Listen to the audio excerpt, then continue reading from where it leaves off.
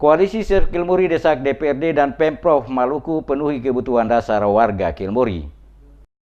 Puluhan massa gabungan mahasiswa dan OKP yang menamakan diri Lembaga Nanaku Maluku Selasa 27 Maret pagi menggelar aksi demonstrasi di perempatan lampu merah depan Polsek Sirimau. Demo tersebut merupakan peringatan 1 tahun Save Kilmuri yang pernah disuarakan tentang berbagai ketimpangan pembangunan di Kecamatan Kilmuri, Kabupaten Seram bagian timur. Arman Kalen, koordinator Save Kilmuri, dalam orasinya mengatakan sejak dimekarkan tahun 2010 hingga saat ini, progres pembangunan di kecamatan tersebut jalan di tempat. Padahal tujuan pemekaran adalah untuk membuka keterisolasian wilayah dan mempermudah akses masyarakat dari suatu wilayah ke wilayah lain. Namun kenyataannya, Kecamatan Kilmuri dengan jumlah penduduk 8.126 jiwa tersebut masih miskin infrastruktur, baik jalan, penerangan, infrastruktur perhubungan laut, serta komunikasi. Dan yang paling menyedihkan, kata Karlen, adalah infrastruktur pendidikan dan kesehatan yang belum layak. Di sana masyarakat Kilmuri itu terdiri dari 14 desa, 23 dusun.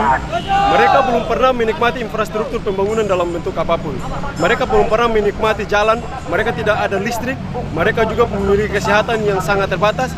Justru bahkan orang melahirkan di sana itu ada masih menggunakan dukun beranak, dan itu pernah peristiwa mereka hampir meninggal karena memang kondisi ibu hamil juga sangat kondisi parah.